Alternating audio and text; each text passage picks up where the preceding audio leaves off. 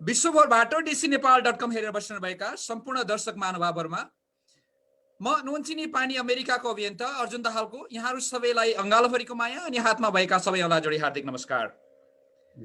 प्रिय दर्शक महानुभावहरु,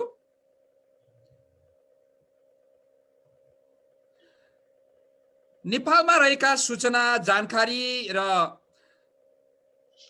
विविध विषयलाई विदेशमा रहेका नेपालीहरुसम्म र विदेशमा रहेका नेपालीहरुका चासो, चिन्ता र गुनासोहरुलाई नेपालसम्म जोड्नको निम्ति सञ्चालित कार्यक्रम द ब्रिज टकमा यहाँहरुलाई म हार्दिक स्वागत गर्न चाहन्छु। नेपालमा राजा ल्याउनु पर्छ भनेर कताकति नारा लाग्न थालेको छ। चर्चा परिचर्चाहरु हुन थालेका छन्।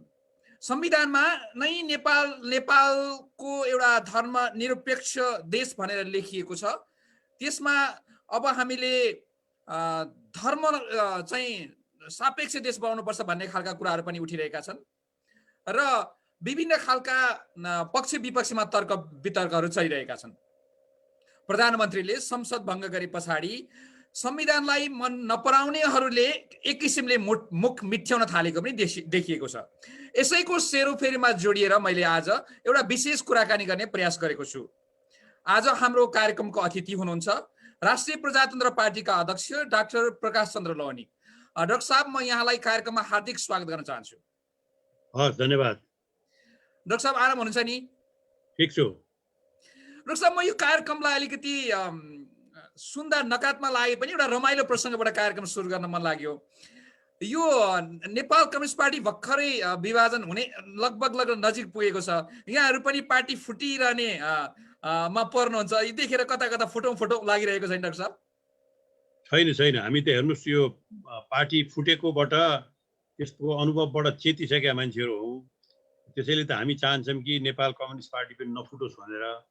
र पार्टी फुटेर देशलाई फाइदा पनि छैन। बलियो पार्टीहरू बलियो भयो भने नै प्रजातन्त्र बलियो हुन्छ। त्यसकारण हाम्रो त शुभकामना के छ भने उहाँले जुन तहमा उहाँहरूको आरोप प्रत्यारोपको एउटा श्रृङ्खला चलेको छ त्यसलाई उहाँले रोकेर उहाँहरू पार्टीहरू एक भएकै राम्रो हुन्छ। हामीले फुट्ने भन्ने छैन तपाईँको। हाम्रो त त्यो अनुभवबाट पार गरिसकेका छन्। हजुर डाक्टर साहब, मैले अलिकति रमाइलो बनाउन प्रयास गरेँ। अर्को एउटा नि डाक्टर साहब, यो पार्टी फुट्ने फुटाउने कुरा, जुटाउने कुरा चलिरहँदाखेरि खास गरी नेकपा कांग्रेसहरू फुट्ने फुटाउनेमा चाहिँ विदेशीहरूको हात हुन्छ, बाह्य शक्तिको हात हुन्छ भनिन्छ। यहाँहरूको पार्टी पनि सानो सानो पार्टी हुन्छ तर विभिन्न समयमा फुटिरहन्छ, जुटिरहन्छ। यसमा चाहिँ खास कसको हात रहन्छ डाक्टर साहब? यहाँ शीर्ष नेता भएको नाताले अलिकति इमानदारसँग उत्तर राखिदिनुहोस् न। अनि यसमा हेर्नुस्, यो विदेशीहरूको हात भन्दा यसमा हाम्रो मूर्खता पनि हो, हामीहरूकै कमजोरी हो। तपाईले आफ्नो घरको ढोका झ्याल सबै खोलेर राख्नुहुन्छ राति भने नेचुरली बाहिरलाई झ्याल ढोका खोलेर चाहिँ भित्र पस्नु भन्ने पनि हुनसक्छ। अथवा घरमा तपाईहरू एउटा घरमा बस्नु भएको छ, सबै परिवारका सदस्यहरू एक अर्कालाई आलोचना गर्ने, गाली गर्ने, मारामार गर्ने गर्नुहुन्छ भने तपाईका छिमेकीहरू जो ठुल्ठुला छिमेकीहरू छन् उनीहरूले पनि तिमीहरू के गर्दैछौ, तिमीहरू कुरा मिलाउनु पर्यो, हामी भित्र आउनु पर्यो भनेर चाहिँ भन्ने खालको चाहिँ तपाईको आवाजहरू आउन थाल्छन्। भनेको मतलब यो भित्र चाहिँ यो फुटाउने टुटाउने कुराको प्रेरक तत्त्व भनेकै हामीहरू बीचको अनमेल हो, हामीहरू बीचको कमजोरीहरू हो। त्यसको फाइदा अरूले लिन्छन्। आजको संसार यही नै हो। अनि डाक्टर साहब, अर्को एउटा मलाई सोध्न मन लागेको नि, यहाँहरू चाहिँ खास गरी जति नेताहरू हुन्छ राष्ट्रिय प्रजातन्त्र पार्टीमा, हिजो पञ्चायती व्यवस्था हुँदाका जल्दो बल्दो नेताहरू हुनुहुन्छ। त्यो बेलामा कम्युनिस्ट कांग्रेसहरू यहाँहरूलाई एक किसिमले चाहिँ सामन्ती भन्ने ढङ्गले अलिकति इङ्कित गर्ने गरिन्थ्यो। प्रजातन्त्रको विपक्षमा जाने, प्रजातन्त्रलाई रोक्न खोज्ने तत्त्व हो भनेर भनिन्थ्यो। तर अहिले यहाँहरूको पार्टीको नाम नै यो प्रजातन्त्र पार्टी छ। मलाई अलिकति एउटा छलफलको लागि प्रश्न राख्न मन लाग्यो डाक्टर साहब, यो यहाँहरू प्रजातन्त्र त रोक्नुपर्छ भनेर लड्नुभएका, सम्वर्धन गर्नुभएका अग्रज नेताहरूले पार्टीको नामै प्रजातन्त्र पार्टी राख्नु भएको छ। यो बारे अलिकति बताइदिनुहोस् डाक्टर साहब। अहिले वास्तवमा नेपालमा प्रजातन्त्र पार्टी भनेर प्रजातन्त्रको लागि लड्ने, प्रजातन्त्रको लागि निरन्तर आवाज उठाउने पार्टीको रूपमा हामी नै छौँ। तपाईले भन्नुभयो हो, म पनि तपाईको पढेर आइसकेपछि तपाईको चाहिँ राजनीतिमा लागे। त्यो बेला म स्नातक क्षेत्रबाट चुनाव पनि लडेँ। अघि पञ्चायत थियो त्यो बेलामा, चुनाव पनि लडेँ। तर के भने त्यो बेलामा पनि हामीहरू जस्ता मान्छेहरूले त्यो बेलामा पनि त्यो बेलाको सिस्टमलाई पनि लिबरलाइज गर्नु पर्यो, राजाले नेता भएर हुँदैन, सत्ता चाहिँ जनताले जिम्मेवारी दिनुपर्छ पर्दा भनेर हामीहरू पनि त्यो बेला झारखण्ड पनि गएको थियौँ हेर्नु। मै मात्रै मै गएको थिएँ, 1.5 वर्ष त म झारखण्ड बसेँ, तपाईँहरू सायद जन्मनु भएको थियो कि थिएन 2028 साल 29 सालमा। 36 सालमा चाहिँ यो प्रजातन्त्र हुनुपर्छ, यहाँ बहुदलीय प्रजातन्त्र हुनुपर्छ भनेर देशभरि भाषण गरेर हिँडे मान्छे हो म त।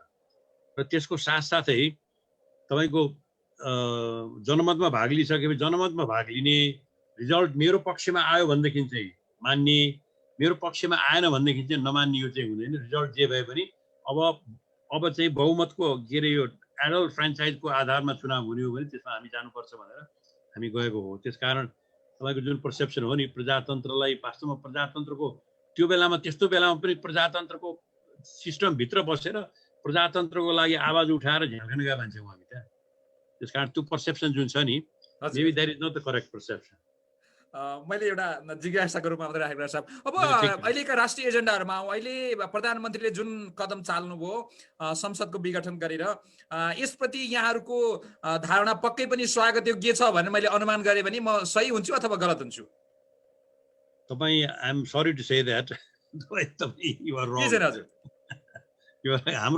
हाम्रो चाहिँ के छ भनेदेखि यो प्राइम मिनिस्टरलाई अधिकारै छैन नेपालको संविधानमा।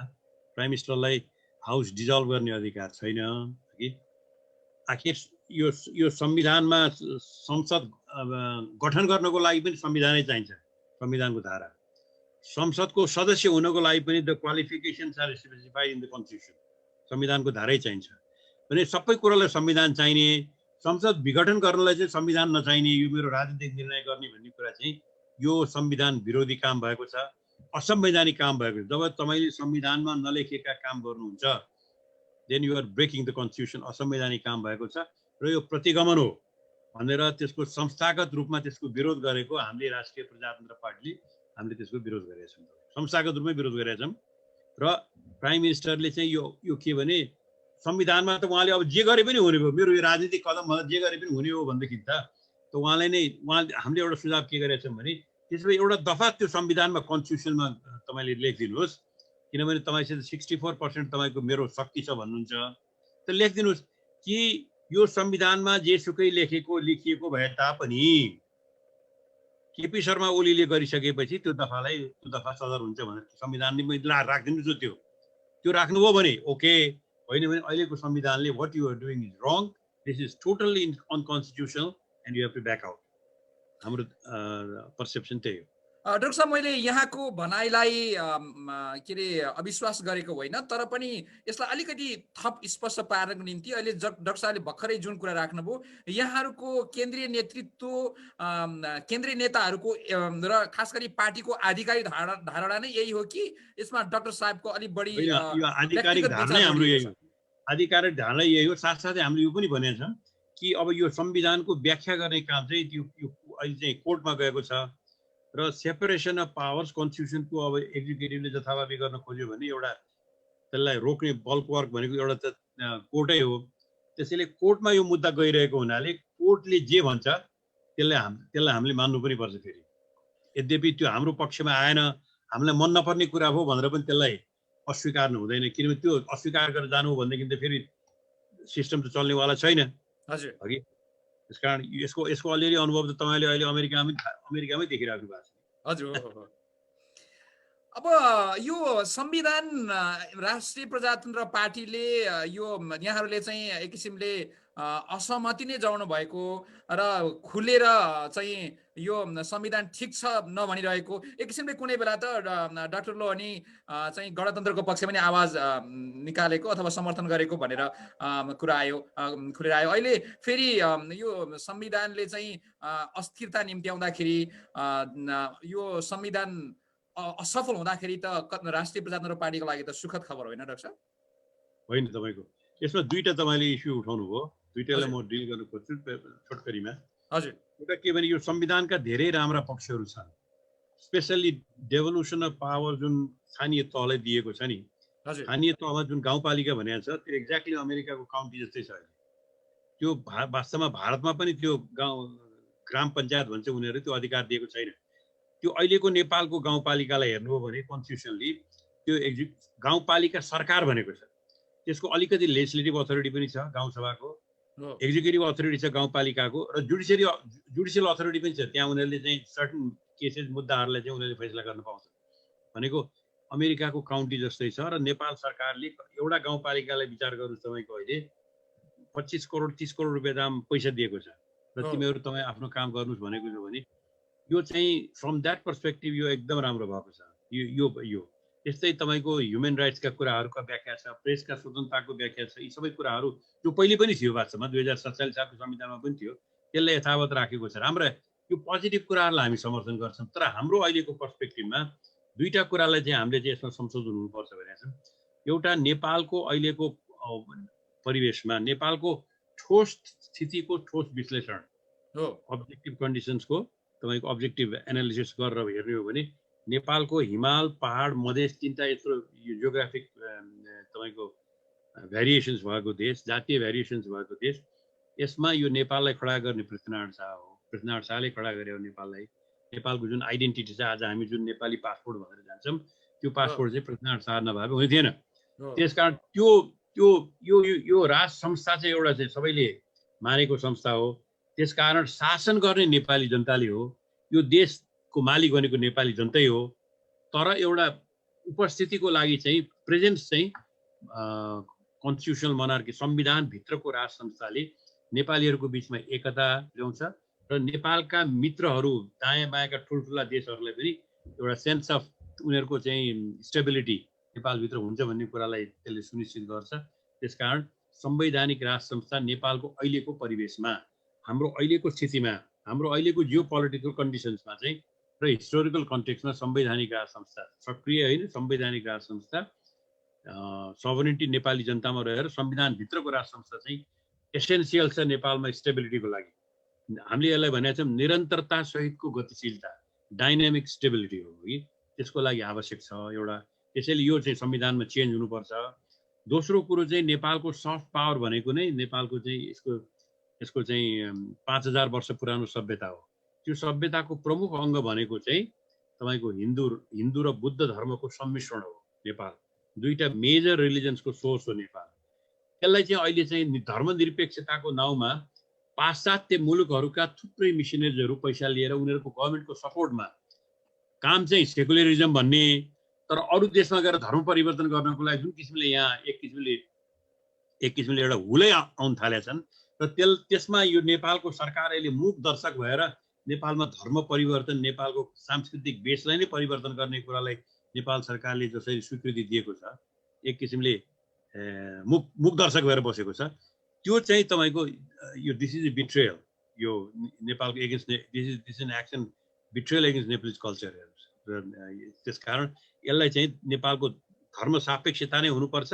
नेपालको सबै धर्मलाई हामी सम्मान गर्छौँ, सबै धर्म चाहिँ क्रान्तिकारी नै हुन् वास्तवमा आफ्नो आफ्नो कन्टेक्स्टमा, सबै धर्मलाई सम्मान गर्छौँ। तर नेपालको बुद्ध र हिन्दू धर्मको जुन एउटा चाहिँ एकताको सन्दर्भ, यो हाम्रो सोर्स हो, स्रोत केन्द्र हो यो दुईटा धर्मको। त्यसैले नेपालको आइडेन्टिटी पहिचान चाहिँ हिन्दू राष्ट्रको रूपमा हुनुपर्छ र त्यो नेपालको सबभन्दा ठुलो सफ्ट पावर हो।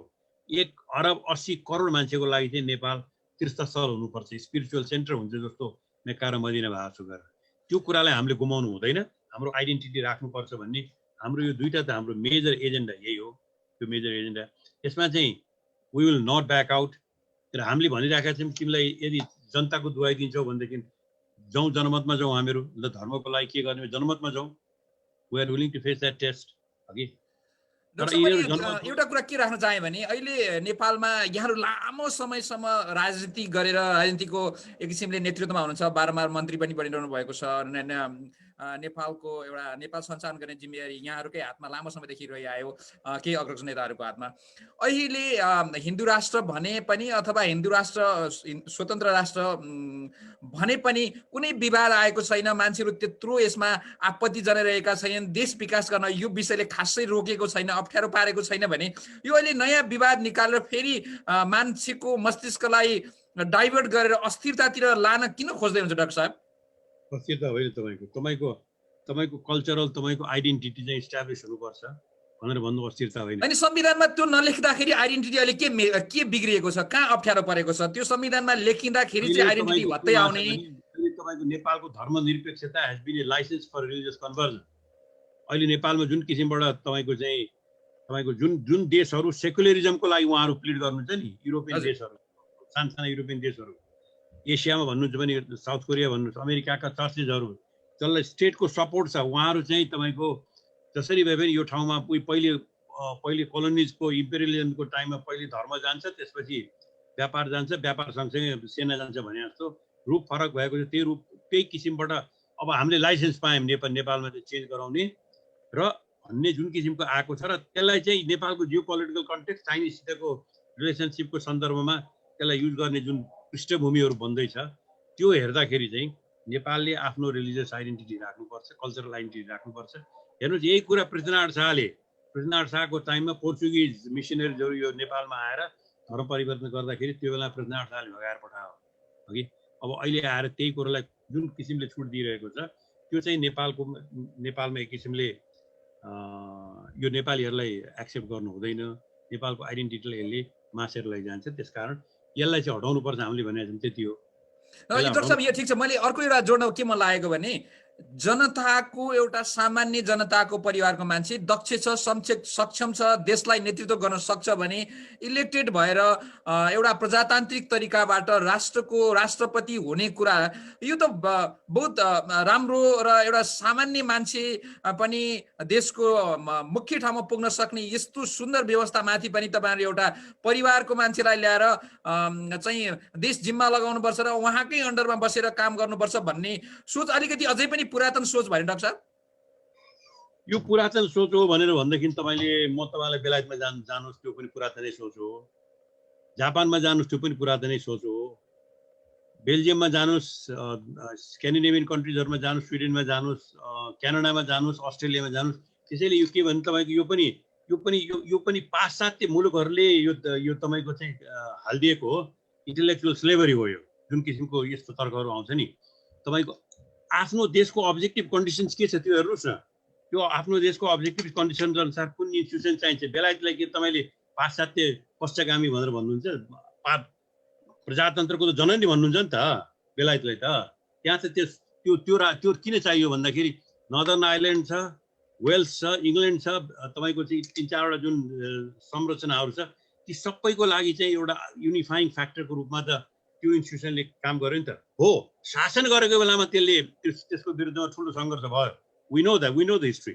तर त्यति हुँदाहुँदै पनि त्यो इन्स्टिट्युसनको युनिफाइङ एउटा एलिमेन्ट जुन चाहिँ हिस्टोरिक एलिमेन्ट छ, त्यो युनिफाइङ एलिमेन्टलाई ल्याएर they have used it for modernisation, they have used it for stability भने हुनाले तपाईँले त्यसलाई चाहिँ मेरो चाहिँ के भन्ने एउटा एकल काँटे दृष्टिकोणले चाहिँ नहेर्नुहोस्। नेपालको अहिलेको परिवेशमा द्याट इज इम्पोर्टेन्ट, एउटा कुरा त्यो।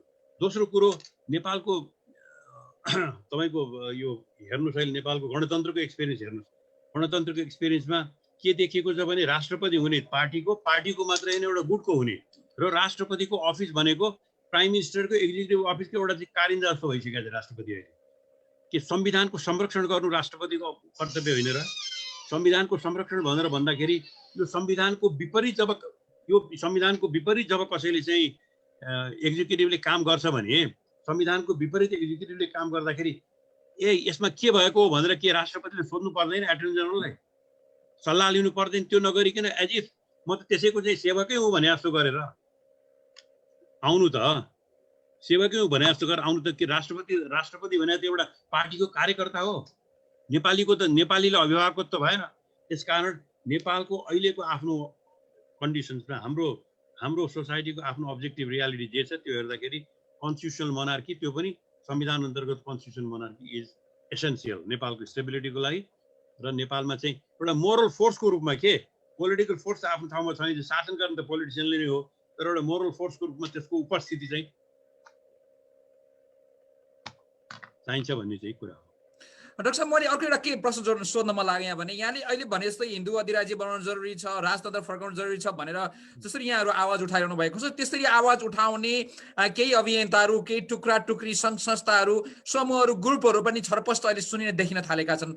तपाईँहरू अग्रज नेता भएको हिसाबले उहाँहरूलाई एकीकृत गर्न सक्नुहुन्न, उहाँहरूलाई एकै ठाउँमा ल्याएर यो मुभमेन्टलाई अगाडि बढाउन चाहिँ किन सक्नुहुन्न? अनि सँगसँगै उहाँहरूले चाहिँ यो अहिले राजतन्त्र फर्किनमा अथवा हिन्दू राष्ट्र नेपाल नहुनमा चाहिँ अहिले अग्रज खास गरी राष्ट्रिय प्रजातन्त्र पार्टी भएका नेताहरूकै कारणले यो भएको हो भनेर उहाँहरूले आरोप लगाएका पनि सुनिन्छ। यो दुईटै विषयलाई अलिकति जोडेर कुरा राखिदिनुहोस् न कृपया। त्यो आरोपको बारेमा त अब पोलिटिक्स हो है, राजनीतिमा आरोप त लागेको छ भने पनि त्यसलाई नेगेटिभली लिनु पनि हुन्न तपाईँको, र आफ्नो केही कमजोरी छ भने छ कि भनेर हेर्नु पनि पर्छ कि, त्यो मेरो पर्सपेक्टिभ त्यही हो। तर तपाईँले भन्नुभयो जस्तो जो यो हुनुपर्छ भनेर नेपालका प्रबुद्ध मान्छेहरू पनि लागेका छन्, पास गरेका मान्छेहरू, लमै पिएचडी गरेका मान्छेहरू, इज्जत भएका मान्छेहरू पनि, प्रोफेसर्सहरू पनि यो कन्टेक्स्टमा लागेका छन्। उहाँहरूलाई हामीले लिएर जान सक्नुपर्छ, त्यो तपाईँले भनेको ठिक हो, उहाँहरूलाई हामीले लिएर जान सक्नुपर्छ। हामीहरूको पनि अहिले 3जना हामी अध्यक्ष छौँ, पार्टीको नेसनल कन्भेन्सन, राष्ट्रिय कन्भेन्सन गरेर हामीले सबैलाई समेटेर लैजानुपर्छ। त्यो गुण चाहिँ हामीले पनि देखाउन सक्नुपर्छ। तपाईँले भने ठिक हो, I will take that perspective in our thinking. Thank you very much. यो वेलकम डाक्टर साहब। अब अर्को एउटा नि डाक्टर साहब मलाई सोध्न मन लागेको, यहाँहरू अघि मैले यो कुरा बारेमा दोहोऱ्याएँ, फेरि एकपल्ट दोहोऱ्याउँछु, यहाँहरू प्रभावशाली नेताहरू हुँदा हुँदै पनि यहाँहरूका एजेन्डा चाहिँ त्यति प्रभावशाली आएनन्। संसदमा त यहाँहरू कम हुनुहुन्थ्यो, त्यसलाई अहिले खासै कुरा नउठाउँ, अहिले संसद पनि छैन। तर बाँकी अन्य विभिन्न मिडियाहरूमा, अनि विभिन्न फोरमहरूमा यहाँहरूको आवाज त अत्यन्त नगण्य देखिन्छ। अहिले भर्खरै यहाँले भन्नुभयो राष्ट्रपतिले यस्ता यस्ता कमी कमजोरी गर्नुभयो, पार्टीहरू नेकपा कांग्रेसले यस्ता कमी कमजोरी गरे भने एउटा सामान्य अभियानमा लागेका अभियन्ताहरूको त खुब यहाँ चर्चा परिचर्चा हुन्छ भने यहाँहरू निकै प्रभावशाली नेताहरू पनि कता कता हराए जस्तो, तपाईँहरू 3-3वटा पार्टी एकीकरण गरेका नेताहरू हुनुहुन्छ। खासै तपाईँहरूको चर्चा परिचर्चा, तपाईँहरूका एजेन्डाहरू त्यति पब्लिक हुन सकिरहेका छैन। डाक्टर साहब, यसमा तपाईँहरूको कमजोरी हो अथवा मिडियाले तपाईँलाई खोज्दैन अथवा के भइरहेछ? मिडियाले पनि के भने अब अलिकति चाहिँ एटेन्सन हामीले चाहिँ यिनीहरूलाई दिँदाखेरि राज संस्था आउनुपर्छ भन्ने, हिन्दू राष्ट्र आउनुपर्छ भन्ने, हिन्दू आइडेन्टिटी आउनुपर्छ भन्ने, यिनीहरूलाई कभरेज दिँदाखेरि हामी चाहिँ पश्चगामी हुन्छौँ कि भन्ने एउटा चाहिँ तपाईँको दास मनस्थिति भन्छु है। यो कोलोनियल पिरियडबाट आएको यो वेस्टर्नर्सहरूले जे भनेपछि that is the best thing we have to follow भन्ने जुन किसिमको मनस्थिति छ नि, त्यो मनस्थितिले पनि एउटा पीडित छ हुनुहुन्छ उहाँहरू, कि हामीलाई फेरि पश्चगामी भन्छन् कि, किनभने एउटा त लगाइदिएको छ नि त, तपाईँको लगाइदिएको छ नि त। त्यस कारण त्यो एउटा कारण पनि हो। हेर्नुहोस्, जस्तो भन्नुहोस् तपाईँकै अहिले डिसी नेपाल खोलेको यतिका वर्ष भयो, this is the first time you have approach, DC नेपालले एप्रोच गरेको पहिलो ताली हो। तपाईँलाई धन्यवाद पनि छ, I am grateful for that, यति मौका दिनुभएको छ।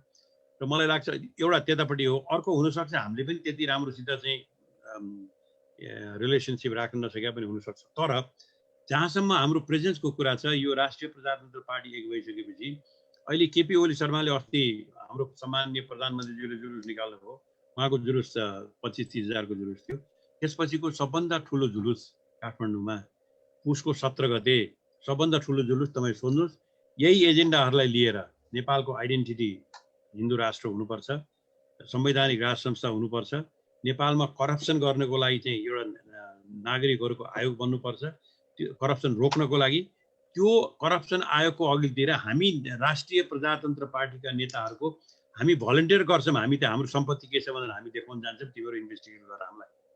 तर त्यसको साथसाथै इन्भेस्टिगेसन अरूलाई पनि गर, एमालेलाई पनि गर, के अरे एमाले भन्छ नेकपा, डबल नेकपालाई पनि गर, नेपाली काङ्ग्रेसलाई पनि गर, अरू नेताहरूलाई पनि गर। We challenge you. ल, कुनै नेताले यसमा चाहिँ तपाईँहरू भन्नुहोस्, तपाईँहरू यदि गर्नुहोस् भन्दाखेरि कसैले त्यो गर्नुपर्छ भन्नु पनि सकेको छैन। करप्सनको विरुद्धमा आज आवाज उठाउने सबभन्दा शक्तिशाली पार्टी भनेकै राष्ट्रिय प्रजातन्त्र हुन त पार्टी छ, हुन त प्रतिपक्ष भनेको नेपाली काङ्ग्रेस हो।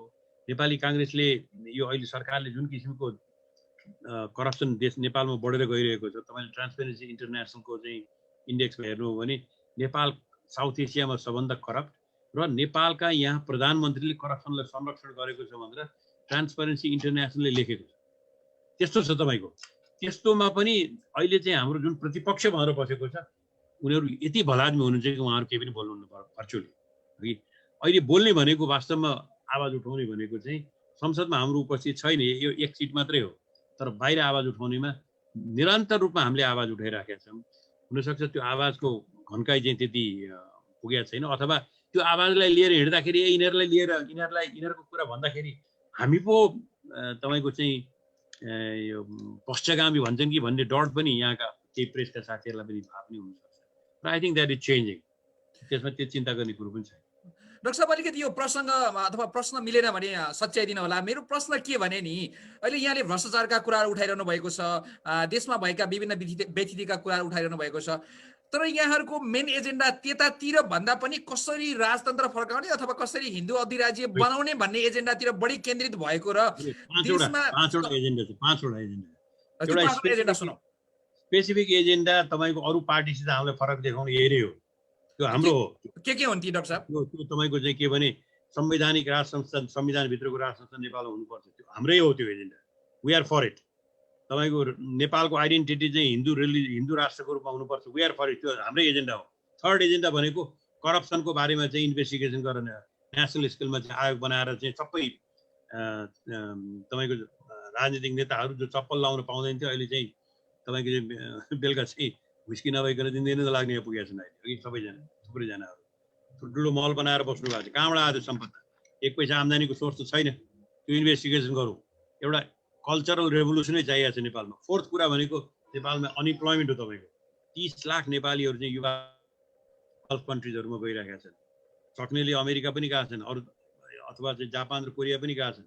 तर किन गइरहेछन् र भनेदेखि यहाँ तपाईँको बाउ आमा यति राम्रो देशलाई छोडेर अथवा परिवारलाई छोडेर किन गइरहेका छन्? किनभने यहाँको रोजगारी दिन सकेको छैन। यहाँको रोजगारी दिनेपट्टि यहाँको सरकारको ध्यान छैन। वैदेशिक रोजगार विभाग छ तर आन्तरिक रोजगार विभाग छैन। वैदेशिक रोजगारमा फलानु देशले, साइप्रसले हामीलाई चाहिँ नेपाललाई खोल्यो रे, नेपाली युवाहरूलाई लिनलाई भनेर चाहिँ त्यो कुरो खुब गर्वका साथ भनिन्छ यहाँ। तर यहाँ यतिवटा फ्याक्ट्री खोलेर यदि 10,000 अरू देशसित कोलाबोरेसन गरेर हामीले चाहिँ यहाँ चाहिँ यतिवटा फ्याक्ट्री खोलेर यति रोजगारी निकाल्ने भन्ने चाहिँ यहाँ छैन। रोजगार त्यो सकिन्छ, यहाँ नसकिने होइन। तपाईँको अहिलेको अर्थशास्त्र, अहिलेको पोलिटिक्स, अहिलेको जुन ग्लोबल इकोनोमिक सिचुएसन छ त्यो भ्यालु चेन्जहरूमा हामी लिङ्क भएर जानको लागि सकिन्छ। तर त्यसको लागि के हो भनेदेखि कन्डिसन्स भनेको चाहिँ रेस्पोन्सिबल गभर्मेन्ट र अनेस्ट गभर्मेन्ट हुनु पर्यो। फोर्थ, यो मैले फोर्थ गरेँ तपाईँको चाहिँ यो के अरे यो इम्प्लोइमेन्टमा, फोर्थ इम्प्लोइमेन्ट। फिफ्थ भनेको चाहिँ नेपालको हामीले सबभन्दा भनेको चाहिँ नेपाल विभिन्न जाति र समूहहरूले भनेको हुनाले नेपालमा गभर्मेन्टमा रिप्रेजेन्टेसन, राज्यमा रिप्रेजेन्टेसन चाहिँ नेपालमा सबैको चाहिँ इन प्रपोर्सन टु देयर पपुलेसनै हुनुपर्छ। जस्तो नेपालमा दलित भनेको चाहिँ 50 लाख 45 लाख छन्। मोर देन 12% चाहिँ नेपालका दलितहरू छन्। कतिजना सिडिओहरू छन् त नेपालमा? कतिजना सचिव छन् त नेपालमा दलित? कोही पनि छैन, कोही पनि छैन। त्यस्तै अरू समूहका पनि त्यो देख्न पाउनु पर्यो के दिस स्टेट रिप्रेजेन्ट्स मी भन्ने त्यो फिलिङ दिनको लागि समानुपातिक प्रतिनिधित्व हुनुपर्छ भनेर हामी गइरहेछौँ। These are some of the major 5 agendas we are taking. र यो कुनै पनि एजेन्डा, यो दुईटा एजेन्डा त अरू कसैले लिएकै छैन। अरू 3टा एजेन्डामा they have failed, completely fail गरेको छ। इम्प्लोइमेन्ट दिन फेल गरेको छ, समानुपातिक प्रतिनिधित्व गराउन फेल गरेको छ। तपाईँको चाहिँ करप्सन रोक्ने त कुरै छोडिदिनुहोस्। करप्सनका यति कथाहरू हामीले बाहिर ल्याइसकेका छौँ तर स्पष्टीकरणसम्म दिन सक्दैन नेपाल सरकारले। 2टा हवाईजहाज किन्दाखेरि 5 अरब रुपियाँ दाम तपाईँले घुस खानुभयो भनेर नेपालको लेखा समिति, पब्लिक एकाउन्ट्स कमिटीले रिपोर्ट लेखेर दिएको छ। त्यो रिपोर्ट लेखेर दिँदाखेरि त्यसलाई अख्तियार दुरुपयोगले पनि नहेर्ने भने त के भने एक्जिक्युटिभले न्यायालयमा पनि मेरो मान्छे राख्ने, अख्तियारमा पनि मेरो मान्छे राख्ने, होइन? त्यो भर्टिकल र होरिजेन्टल करप्सन भन्छ नि, त्यसलाई त्यो सेटिङ मिलाएर गर्ने करप्सनलाई फङ्सन रोक्ने एजेन्सीहरू सबै कामै नलाग्ने भएर जाने। अनि माफिया राज्य पनि यही हो। यो मान्छेले फिल गरेको छ अहिले। मान्छे पिपल आर तपाईँको फ्रस्ट्रेटेड, डिसएपोइन्टेड, कुन बेलामा कसरी पड्किने हो भन्ने स्थितिमा छ अहिले। Is this what we bargain for भने? डाक्टर साहब, मैले एउटा यहाँ के प्रश्न राख्न चाहेँ भने यहाँ अर्थविद पनि हुनुहुन्छ, अर्थमन्त्री पनि बनिसक्नु भएको छ, पूर्व अर्थमन्त्री पनि हुनुहुन्छ। अहिले कोरोनाले देशको आर्थिक अवस्था नाजुक भएको भनिन्छ। पक्कै पनि विश्वभरि नै यसको आर्थिक प्रभाव परेको छ। यहाँ एउटा पूर्व अर्थमन्त्री भएको नाताले यहाँलाई त्यसलाई पक्कै पनि अलिक बढी क्लोजली हेर्नु भएको मैले महसुस गरेको छु। त्यो सँगसँगै अहिले चुनावका कुरा उठिरहेका छन्, त्यसमा अरू अरबौं खर्च हुने कुरा चलिरहेको छ। यस्तो अवस्थामा नेपाल एउटा गरिब देश आफैमा, त्यसमाथि करप्टेड कन्ट्री, यो कसरी धान्न सक्ला? एउटा अर्थविदको नाताले हेर्दाखेरि के देख्नुहुन्छ डाक्टर साहब? अब नेपाल आर्थिक सङ्कटको अवस्थामा जाने सम्भावना अथवा जेनै तेनै चल्ने के देखिन्छ डाक्टर साहब? अहिले मान्छेलाई यहाँको नेपालको अब तपाईँले यो इकोनोमिक्सको कुरा ल्याउनु हो। छोटकरीमा नेपालको नेताहरूलाई के छ भने 30-40 लाख नेपालीहरू बाहिर गएर रेमिटेन्सेस पठाइदिइहालेको छ। त्यो रेमिटेन्सेस यहाँ आउँछ, यहाँको ब्याङ्कमा बस्छ, यो त्यहाँको ब्याङ्कबाट चाहिँ यहाँ तपाईँको चाहिँ कन्सम्सन र यो नेपालको चाहिँ सुपर मार्केट भन्नुहोस् अथवा चाहिँ नेपालको सर्भिस सेक्टर्सहरू चलेको छ। अनि सर्भिस सेक्टरलाई चल्नको लागि चाहिँ इम्पोर्ट भइराखेको छ, राजस्व आएकै छ, चलेकै छ। नेपालको रुलिङ क्लासले इकोनोमिक क्राइसिस भने फेसै गरेको छैन। अहिले कोभिडले गर्दाखेरि अहिले चाहिँ तपाईँको चाहिँ रेभेन्यू पनि घटेर गएको छ, अहिले चाहिँ बिग्रेर गएको छ। सबभन्दा वर्स्ट कुरा के भने जति रेभेन्यू आएको छ डेभलपमेन्ट इन्भेस्टमेन्ट बजेट भनेर नेपाल सरकारको छ, त्यो पनि तपाईँको अहिले 6 महिना भइसक्यो। 6 महिनामा क्यान यु इमेजिन 15% भन्दा बढ्ता बजेट खर्च भएको छैन। अनि कहाँबाट इम्प्लोइमेन्ट आउँछ, कहाँबाट रोजगारी आउँछ, कहाँबाट इकोनोमी माथि जान्छ भन्दाखेरि त्यो इकोनोमिक सेन्स र इकोनोमिक अगाडि लैजानको लागि चाहिने जुन ऱ्यासनालिटी हो नि, आफ्टर अल डेभलपमेन्ट भनेको त अटोमेटिकली हुँदैन नि त। यो त तपाईँको के भने इट्स ए ऱ्यासनल प्रोसेस। शताब्दीसम्म कहिले पनि डेभलपमेन्ट नगरेर बसेको थियो यो संसारमा मानव जाति। अहिलेको यो ऱ्यासनल प्रोसेसलाई त्यो ऱ्यासनालिटी नेपालको चाहिँ पोलिटिसियन्समा आएको छैन कि they are not willing to accept that discipline. त्यसले गर्दाखेरि तपाईँको चाहिँ हामी चाहिँ सुकुल गुन्डा जस्तो भएको छ नेपाल। सुकुल गुन्डा भनेको तपाईँलाई थाहा होला, सुकुल गुन्डा भनेको घरमा चाहिँ सुकुल बा केही छैन, बाहिर चाहिँ डेन्टिङ पेन्टिङ गरेर टिक भएर जाने के त्यस्तै भएको हलो भएको। त्यस्तो मैले फेरि त्यही प्रश्नलाई एकचोटि दोहोऱ्याएँ। त्यसो भए नेपाल आर्थिक रूपमा सङ्कटमा जाने सम्भावना कतिको देख्नुहुन्छ डाक्टर साहब? र हामीलाई आर्थिक रूपमा त हामी सङ्कटमा त एक किसिमले भन्नुहुन्छ भने जुन राष्ट्रले आफूले खर्च गर्छु भनेको पैसा तपाईँको चाहिँ डेभलपमेन्टको पैसा चाहिँ आधा पनि खर्च गर्न सक्दैन। साधारण खर्च अनप्रोडक्टिभ खर्च बेपत्तो खर्च गरेर गइराखेको छ। सुनर लेटर यो त आर्थिक सङ्कटमा जान्छ। अहिले हामीलाई के छ भनेदेखि रेमिटेन्सेस आइराखेको हुनाले त्यसले फरेन एक्सचेन्ज क्राइसिस ल्याएको छैन, त्यसले फरेन एक्सचेन्जको ब्यालेन्स मेन्टेन भएको छ, इम्पोर्ट गर्न पाइहालेको छ भन्दाखेरि यो तपाईँको चाहिँ यो डच डिजिज भनेर सिन्ड्रोम भन्छ नि, यो सिन्ड्रोममा नेपाल पसिसकेको छ। यसले डेभलपमेन्ट अगाडि लैजाँदैन। नलैजानुको मतलब नेपालको जनताको एम्बिसन बढेर गएको छ। यो फ्रस्ट्रेसनले चाहिँ पोलिटिकल भायोलेन्स अथवा अशान्तिमा चाहिँ यो रूपान्तरण होला कि भन्ने डर। यदि त्यस्तो भयो भनेदेखि यो सेन्सिटिभ जियो पोलिटिकल कन्टेक्समा बसेको देशमा के होला? अफगानिस्तान हुने कि अथवा सिरिया हुने कि त्यो चिन्ता हो तपाईँको। That is the main worry. Doctor साहब, म कार्यक्रमको अन्तिमतिर छु। म दुईवटा मुख्य प्रश्न राख्न चाहन्छु। एउटा, यहाँहरूले राजतन्त्र फर्काउने विषयमा जुन एउटा लबिङ गरिरहनु भएको छ निरन्तर रूपमा, तर सँगसँगै स्वयं पूर्व राजा ज्ञानेन्द्र अहिले एउटा सामान्य नागरिक जस्तो तरिकाले हिँडिरहनु भएको छ। उहाँले जीवनलाई सामान्यकरण गर्न प्रयास गरिरहनु भएको छ अनि उहाँले आफ्नो एउटा जीवनशैली चलाइरहेको जस्तो देखिन्छ। पूर्व युवराज आफ्नै शैलीमा चाहिँ जीवन चलाइरहनु भएको छ। अब हामी राजा होइन, हामी सामान्य जनता सर बाँच्न चाहन्छौँ भनेको शैलीमा उहाँले देखिरहनु भएको छ। तपाईँहरूले तानेर घिसाएर त पक्कै पनि ल्याउने होइन, उहाँहरू आफै इच्छुक देखिनु भएन। हामी अब बारम्बार यो चाहिँ यस्ता खालका घटनाहरू, प्रतिगमनका कुरा, अग्रमणका कुरा विभिन्न आए। अब हामीलाई जरुरी छैन, हामी सामान्य नागरिक भएर बाँच्न चाहन्छौँ भन्ने अवस्था आउन सक्ने पनि त देखिन्छ। त्यस्तो अवस्थामा तपाईँहरू के गर्नुहुन्छ? के तपाईँहरूसँग आन्तरिक तयारी, उहाँहरूसँग हामी आउँछौँ, तपाईँहरू आन्दोलन गर्नुहोस् भनेर आन्तरिक कुराकानी छलफलहरू भइरहेको छ? डाक्टर साहब, हामीले यो राज संस्था भनेको पूर्व राजाको लागि गरे होइन कि यो देशको लागि हो। यो संस्था नेपालको लागि कोही न कोही त चाहियो त डाक्टर साहब। चाहियो तपाईँले भने ठिक हो।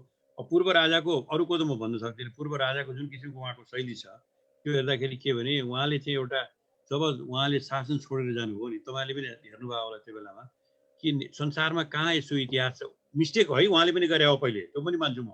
तर जब छोडेर जानुभयो त्यो बेलामा संसारमा कहाँ यस्तो इतिहास छ जहाँ राजाले चाहिँ पत्रकार सम्मेलन गरेर म नमस्कार म भयो जङ्गलमा गएको इतिहास छ कतै गएको पनि छैन। फेरि देश पनि छोडेर गएनन्, आफ्नै देशभित्र उहाँ बस्नुभयो।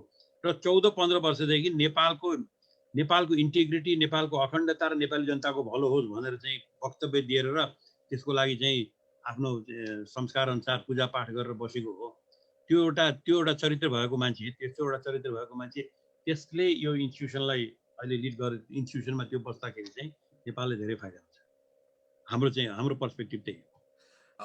डाक्टर साहब, नितान्त अन्तिममा एउटा प्रश्न गर्न चाहन्छु। तपाईँहरू जो अहिले पञ्चायत कालदेखि अहिलेसम्म सरकारमा हुने अथवा एउटा प्रवक्ता भएर एक किसिमले जनताहरूलाई सेवा गरेको भनौँ अथवा रुल गरेको नेताहरू हुनुहुन्छ, यहाँ पनि अहिलेसम्म चर्चामा हुनुहुन्छ। राप्रपाको केन्द्रीय नेतृत्व 1-2 जना राजेन्द्र लिङ्गदेन जस्ता नेताहरू बाहेक खासै दोस्रो पुस्ताका नेताहरू आउन सक्नु भएको छैन। तपाईँहरू यो विषयमा कतिको प्लान बनाउनु छ, योजना कस्तो छ यहाँहरूको? तपाईँहरूको युवा नेताहरू र युवा जागरण त पटक्कै देखिँदैन डाक्टर साहब। तपाईँको त्यो अलिकति नभए हो। तपाईँ छ चाहिँ कसरी म भन्छु भनेर भनेदेखि चाहिँ हामी बिचमा चाहिँ विभिन्न खालले हामी कालखण्डमा फुट्यौँ नि, त्यसले गर्दाखेरि हाम्रो स्ट्रेन्थलाई हामीसित भएको ह्युमन रिसोर्सेसको त्यो बाहिर उद्घार नभए हो। जस्तो अहिले नै हेर्नुहोस्, अहिले नै हेर्दाखेरि हेर्नु होला, राजेन्द्र लिङ्गदेन एकातिर एउटा तपाईँको राष्ट्रिय तर्मामा नेता छ भने धवल शमशेर अहिले नेपालको मेयरभरिमा one of the most successful mayor doctor Dhawal Shamsher Rana छन्। त्यस्तै तपाईँको विक्रम पाण्डे लगायत यस्तो लेभलका नेताहरू यो पार्टीलाई लिड गर्न सक्ने मान्छेहरूको कमी छैन त। तर हामी युनाइटेड भएर राम्रोसित गयौँ भनेदेखि एउटा यसको ग्रासरुट बेसमा चाहिँ 77 जिल्लामा छ र एउटा राष्ट्रियता बोकेको प्रजातान्त्रिक शक्ति हो र एउटा चाहिँ यो के भने कन्जर्भेटिभ पार्टी हो। बेसिकली निरन्तरता सहितको गतिशीलता, राम्रा कुरा, हिजोको कुरा पनि लिने, तपाईँको राम्रा कुरा, हाम्रो जुन कल्चरल भेल्युहरू छन् अथवा चाहिँ हाम्रा चाहिँ राम्रा पक्षहरू छन्, राम्रा संस्थाहरू छन्, एट द सेम टाइम त्यसको मतलब त्यसैमा अड्ने होइन।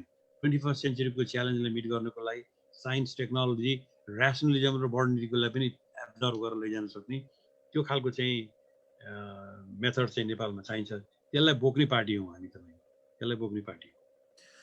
डाक्टर साहब, अब dcnepal.com हेरेर बस्नुभएका सम्पूर्ण विश्वभरका दर्शक महानुभावहरूलाई म अन्तिममा यहाँ डाक्टर साहबलाई के प्रश्न राख्न चाहन्छु भनेदेखि अहिले खास गरी प्रधानमन्त्रीको कदमले गर्दाखेरि अस्थिरतातिर देश गएको देखिन्छ अनि विभिन्न खालका आन्दोलनहरू बढिरहेका छन्, नेकपाको आफ्नै विभाजनले समस्याहरू आइरहेका छन्। अब देशमा क्रान्ति, प्रतिक्रान्ति अनि आन्दोलन अनि विभिन्न खालका कुराहरू अत्यन्त अस्थिर अवस्थामा देखिन्छ। यो बेला अब नेपाल कतातिर गइरहेको, एउटा पोलिटिकल ढङ्गले आफूलाई फाइदा बेफाइदालाई एकछिन बिर्सँदै नेपालको अवस्था अब कता जाने देख्नुहुन्छ डाक्टर साहबले अहिलेको सिचुएसनलाई निहाल्दाखेरि? के भन्नु, हामीलाई फाइदा र बेफाइदा भन्दा पनि यो कन्ट्रीको इन्टिग्रिटी, कन्ट्रीको अखण्डता र नेपाली जनताको इन्ट्रेस्टलाई हेर्ने हो। प्राइम मिनिस्टरले अहिले जे गर्नुभएको छ, 2000 यो संविधान जारी भइसकेपछि नेपालीहरूमा ठुलो आशा थियो कि एउटा स्थिरता र अनेस्टी, इन्टिग्रिटी भएको सरकार आउला भनेर। त्यो क्रास गरेको छ तपाईँको, र जुन डिरेल गर्न खोज्नु भएको छ त्यसको विरोधमा उत्रनु छ अहिले चाहिँ। This is the duty for यसको लागि, यसकोमा अल्पकालीन हामीलाई फाइदा बेफाइदा भन्दा पनि कन्ट्रीको ओभरअल इन्ट्रेस्टको लागि यसको लागि विरोधमा उत्रिनै पर्छ यसको लागि। तपाईँको चाहिँ म त एक किसिमले अलिअलि देखिरहेको छु कि मैले हाम्रो ओलीजीलाई पनि म अमेरिकाको ट्रम्पसित जान्छु कहिलेकहिले, के for his interest is willing to do anything, tell anything and do anything भने जस्तो। त्यसलाई तपाईँको चाहिँ रोक्ने र त्यसलाई चाहिँ कन्ट्रोल गर्ने चाहिँ मेकानिजम चाहिँ त्यो यहाँको पिपलले नै हो, यहाँको पोलिटिकल पार्टिजले नै हो। त्यो भूमिका हामी खेल्न चाहन्छौँ, त्यो भूमिका हामी खेल्छौँ कन्ट्रीको लागि। मैले त्यही प्रश्न फेरि एकचोटि दोहोऱ्याएँ। त्यसो भए नेपाल अब केही समय पछाडि फेरि स्थिरतामा आउने, एउटा बाटोमा, ट्र्याकमा आउने देख्नुहुन्छ कि अलिकति अब अन्धाधुन्धमा नेपाल जान्छ, अब अझ अप्ठ्यारो खाल्डोमा फस्दैछ भन्ने लाग्छ यहाँलाई? म I am an optimist person हो कि यसलाई चाहिँ यो नेपालको जुन जियो पोलिटिकल पोजिसन छ त्यसमा चाहिँ धेरै हामीले अस्थिर भएर जान थाल्यौँ भने, इन्टरनली मिलाउनु सकेनौँ भने हामीलाई बाहिरकाले छोड्नेवाला छैनन्। नर्थ साउथ तपाईँको 7 समुद्र पारी सबैले छोड्नेवाला छैनन्। त्यसैले त्यसबाट बचेर लैजानुपर्छ भन्नेमा छु। तर अन द अदर ह्यान्ड के भनेदेखि अहिलेको जुन तरिकाले ओलीजीको शासन गइरहेको छ यसलाई उहाँले पुस गर्दै जानु भने त्यो बेलामा हाम्रो हातमा पनि के रहन्छ भन्ने स्थिति पनि आउला कि भन्ने चिन्ता छ। हस् डाक्टर साहब, डिसी नेपाल विश्वभरबाट हेर्नुभएका दर्शक महानुभावलाई म सम्मान प्रकट गर्न चाहन्छु। यहाँले थुप्रै कमेन्ट राख्नु भएको छ हाम्रो कमेन्ट बक्समा। मैले सबै कमेन्टलाई पढ्न अहिले सकिरहेको छैन, त्यसको लागि म क्षमा चाहन्छु। यहाँहरूको अमूल्य समयको लागि म दर्शक महानुभावहरूलाई पनि धन्यवाद, आभार प्रकट गर्न चाहन्छु भने सँगसँगै आजका हाम्रा अतिथि राष्ट्रिय प्रजातन्त्र पार्टीका अध्यक्ष डाक्टर प्रकाश चन्द्र लोहनीलाई पनि म हार्दिक आभारसहित धन्यवाद ज्ञापन गर्न चाहन्छु। कार्यक्रम द ब्रिज टक हेर्दै गर्नुहोला र यो डिसी नेपालको फेसबुक पेजलाई पनि लाइक गरिदिनु होला र नुनचिनी पानीमा भिडियोहरू युट्युबमा राखिएका छन्, तिनीहरूलाई पनि हेरिदिनु होला, सब्सक्राइब गरिदिनु होला भन्दै म बिदा माग्न चाहन्छु। डाक्टर साहब, यहाँलाई धेरै धेरै धन्यवाद। मलाई तपाईँको नुनचिनी पानी भन्ने यो शब्दावली के राम्रो लाग्यो र यो अहिले यो मलाई मौका दिनुभएको म तपाईँप्रति धेरै आभार व्यक्त गर्न चाहन्छु। र वाच गर्ने जो साथीहरू देशभरिका नेपालीहरू हुनुहुन्छ उहाँहरूप्रति पनि म सम्मान व्यक्त गर्छु। नमस्कार। हस्, धन्यवाद सर।